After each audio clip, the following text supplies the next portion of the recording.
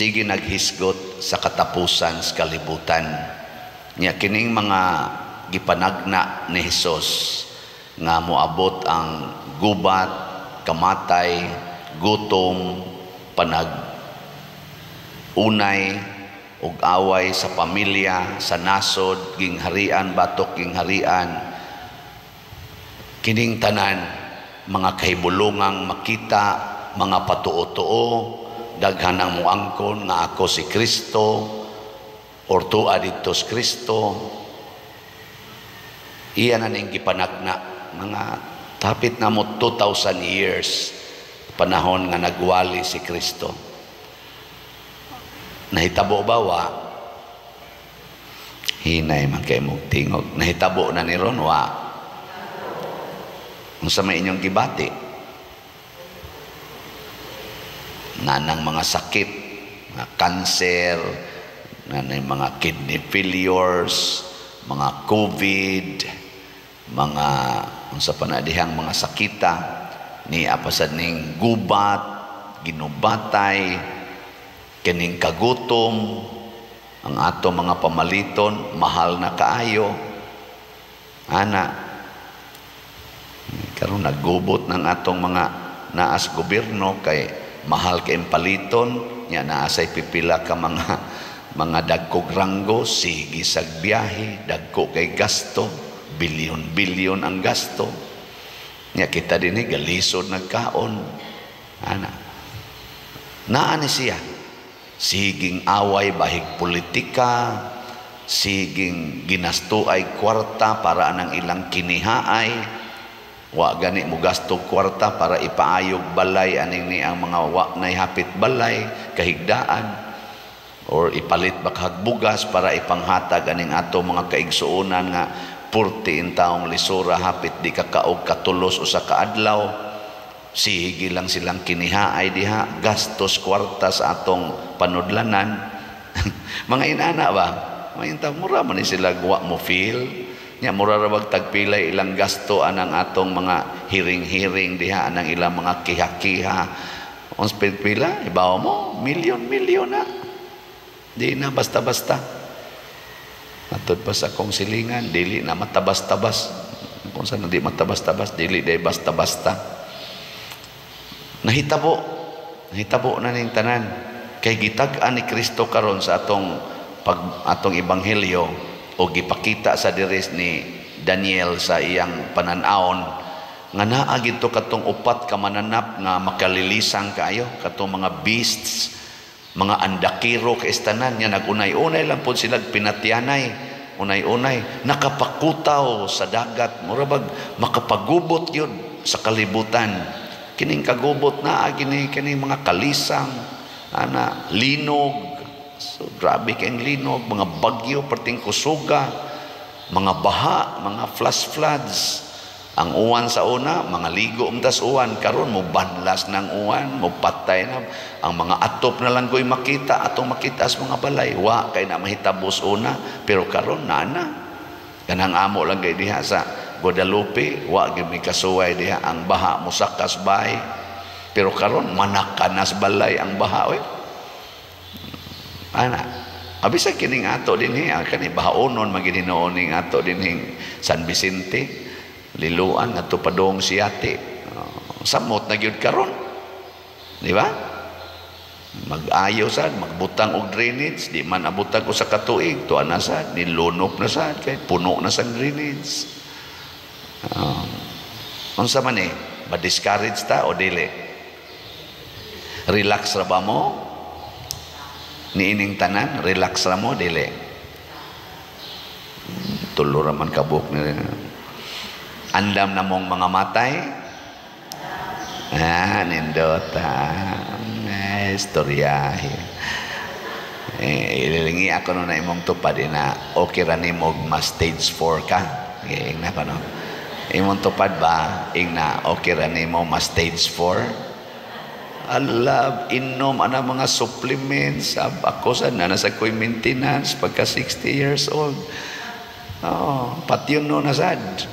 Si anak gina pader sugod nagingon anak dugay anak pader tagsa na nakabox ang imong imnunon kay purti ng daghan ang maintenance para lang hindi ka mamatay. Patay lang yapon. Unsa man gyud solusyon ani aron ta ma-relax? Niingon si Kristo, kung mahitabo na ning mga butanga, ayaw mo karatol, barog og hangad sa langit, kay hapit na ang inyong kaluwasan. Kaysa dili pa maghari ang Ginoo sa atong kinabuhi, mahitabo kining mga kasakit, mga sakit o kasakit o kining kamatay. Unsa may buhaton? Relax, hangad sa Ginoo. Dawata ang kamatuoran nga mahitabo gyud ni. Mahitabo gyud, labi na gining pagkamatay, mahitabo gyud ang pagkamatay. Niingon mas Kristo, buhi ang uban inigabot niya, pero tungod sad kay inigabot niya, mungit-ngit man ang kalibutan, mabungkag man ang tibuok mga planeta, patay lang gyapon ang buhi inigabot niya, kay patyon gyud usa ta, una pa maghari gyud sa tinud-anay ang Ginoo. Munang matud pas unang pagbasa, giablihan ang mga basahon o gihukman ang mga tao didto sa basahon sa kinabuhi. Gitagna man sa ng Kristo nga kinahanglang masuwat kita sa basahon sa kinabuhi. Di ba? Katong iya mga apostoles porting lipaya, Lord, napapahawa na mong mga yawa, among napaayo ang mga masakiton, amo rang gipandungan sa among kamot, pinagis imong ngalan na ayo dayong masakiton. Ingos Kristo ay mo paglipay ana.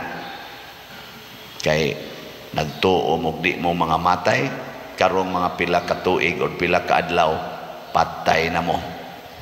Ay, lipay mo nga ang yawa imong na papahawa, na exercise nimo, lipay ka, mobalik ra na. Kanang na-healed, iyang cancer, karon cancer free na, mobalik ra na, stage 4 gyapon ka na. Kay mamatay lagi ta. Ayaw mo paglipay diha.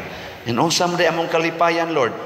Sa inyong pag-alagad sa mga giyawaan, sa inyong pag-alagad sa mga waykaon o mga patyonon, sa inyong pag-alagad aning mga masakiton, ang inyong pangalan nasuwat na didto sa langit. Kana mo itong kalipayan. Pasabot, padayon tang mag-alagaray, padayon tang maghigugmaay, padayon ta nga magsigi og pasayloay sa usag-usa. Nga naman, aron masuwat ang atongan dito sa basahon sa langit, dili kay aron mabuhi ta dinhi, di na tinuod oy, mga matay ra gyud ta. Di ba? Sige mo dihag kahadlok, bisag asa na lang mong muduol para lang yun maayo sa sakit, storyahe. Unsa may tinuod nga healing? Unsa may tinuod nga healing? Kanang mawai mong sakit? Ha? Wasan mo iklaro. Kanang ma-relax ka, bisag na akay sakit, kana healed na kadiha. Kana bang makadaig yapon kas Ginoo bisag hapit na ka mamatay tungod sa mga sakit o kasakit. Sama ba nila ni Pedro Calungsod, Lorenzo Ruiz ug sa mga martyrs nga bisag gaungaw na sila sa kamatayon kay naana ang tigputol silang liog, naana ang tiglaslas sa ilang panit, tiglansang nila sa cross, relax ra sila, nag-awit og mga pagdaig sa Ginoo. Kana mo tinuod nga healing? Nilingi imong tupad, na-relax ra kag kulatahos imong bana or sa imong asawa, relax ra ka, makigbuwag bandayon. Matod pa sa atong tubag sa Salmo, kung sa atong tubag na to Salmo, hatagi siyag himaya ug pagdaig nga walay katapusan. Sige lagi tag himaya sa Dios, daig sa Ginoo. Maunay gibuhat sa atong mga santos. Panahon sa kalisod, nagdaig sa Ginoo. Panahon sad sa kaabunda, nagdaig og naghimaya sa Ginoo. Nabitay ni text, daghan mang mo text na kung mga nindot kaayo. Usaan nindot sa paminahon. Na iniingon ako, Padre, sa sige na kong paminaw sa imong wali nga magsigig hisgot o kamatayon, din adyod ko mahadlok mamatay. Ana. Sa una, Padre, hisgot ni mo ana, makaingon kong samsa ni paria magpunay, magpanungo. Pero nadugay ko nung sakto bitaw di ay, no? Mausa na inyong kibate? Or magsigig, yan, nasaan? Patay na sa niron.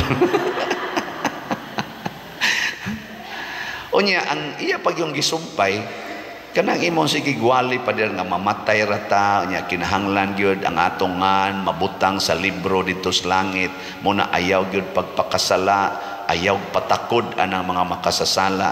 Sus, Padre, sa una, mga sobra tingali 30 katuig yung kong antos aning akong pagkayawyawan, kining akong pagkagumbulan gyud sa akong mga anak, Pader. Sige kog yaw-yaw hangtod karon sa ako na sa mga apo, sige kog yaw-yaw. Pero musulti ko, Pader, mga tuig na kapin, sa sige na kong paminaw sa imong wali, wan adyod ko magyaw-yaw, Pader. Din adyod ko masuko. Naku, nindota sa daning iyang text. Naamo anang batasana? Wag yapon mo klaro. Nasa iningon ako, Padre, sa una, purti na kong musugal og manok. Tari, apil pa ko ng mga dirbe, daghan kay kog manok. Sa sige na kong paminaw, Padre, nga kana daing sugal iya ginasiyawa, akong gihunong, Padre, gipanghatag ko nun niya iya mga manok, karon wa na gid siya sugal, ambot unsa kayang giilis. Nasa uban mo ingon nga, sige na kong paminaw nimo, Padre, kanang mo ingon ka tiguma gid ang kwarta, ayaw na sigig sugal anang swertres, ayaw pagsigig panigarilyo. Nawa gid akong sugal, Padre, sa swertres o kanang panigarilyo. Ako na nang gitigom, nakapalit na kong mga uniform sa akong mga anak tungod ana, kapalit pa ko, Padre, og bag-o na mong TV tungod anang akong tigom sa akong gipanigarilyo og siging sugal sa una. Naku, nindot kay testimonial kay ba, no? Napagayuban ingon gitigom nako, Padre, kay gipalit na kog slot. Nako, kani mo healing, mo ni tinuod nga healing. Pero nagi murag amazing kaayo kay matod pa niya ako, Padre, na ako'y maintenance aning hubak, high blood, napagi-arthritis. 20 years kong ga-maintenance ani. Nya yaw-yawan kay ko, pikon kay kustanan sa akong mga kuyog sa balay. Pero sa sige ko nung paminaw sa wali na ako aning mamatay ra gyud ta, ang importante malangit ta, importante mahunong ning mga sala. Matod pa niya, mga 2 ka tuig na din akay siya magyaw-yaw. Wala lagi kanang relax na gyud siya. Ang pinakanindot, nawa ang iyang high blood, ang iyang hubak ug ang iyang arthritis. Mga tuig na kapin, wa na siya maintenance. Nawa ko no. Adi man mo moto.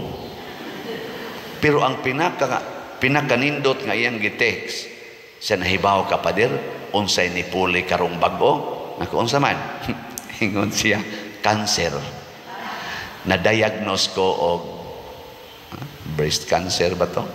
Ana, ang iya ko nung suod nga doktor nga mo ay nag-check up niya, naglibog unsaon pagsulti ngadto niya nga cancer na siya. Pero paghuman ko nagsulti, iya ko nung giingnan, nganong maproblema man kadok, nga ganahan man kay ko ana, kaya makakita na ko sa Ginoo. Hilak ko no siya mga kaubas pamilya, hilak. Isa, nganong manghilak manggod-mogod nga ang nindot moadto mangitas langit. Nya kani agianan man ni padong sa langit, nanga-relax ko noy hastang iyang doktor, pwede na santo sila makanser. Sabi ko na, lingay mong tupad, na unsa ka karong taod-taod, madiagnose kag stage 4. Ana, relax ba ka?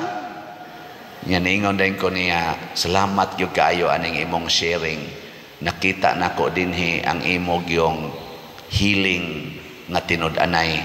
Wa na kay kahadlok sa kamatayon. Mas excited ka nga mutanaw sa imongan nga nasuwat dito sa libros kinabuhi sa langit.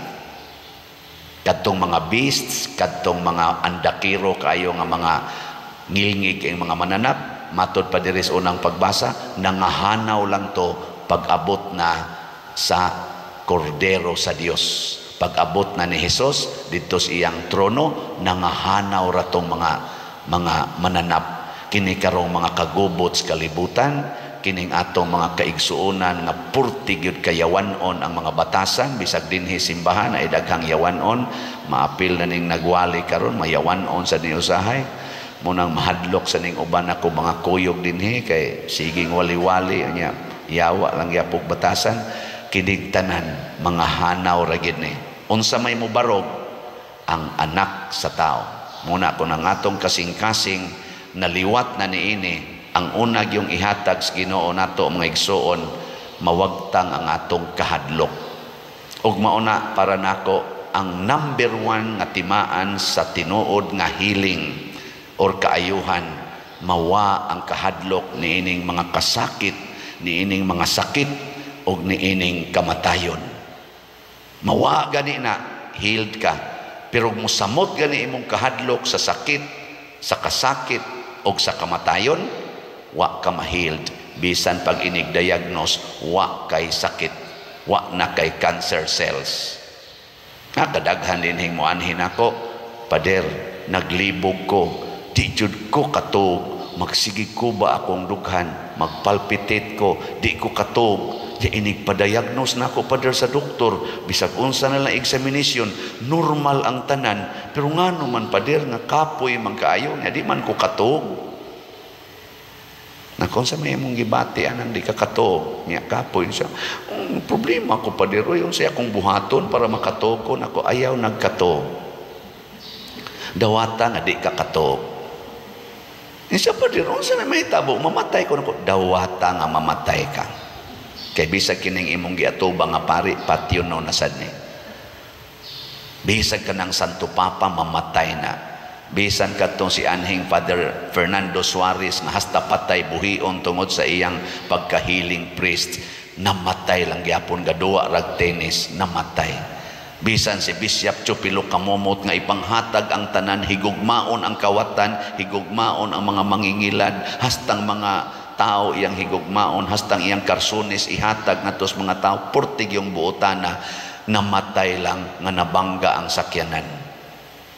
Way siguro karon iglakaw nimo, mabanggaan kayo, simba ko pa, simba ko na kwato ana. Maunang batasana ang nakapawa sa imong relax na kasing-kasing, siging kuba imong dughan, wag tanga na dawatang mamatay ka. Sa sige na mong hisgot, nagkatawa nga nilakaw, ambot kagbuhi pa ba to?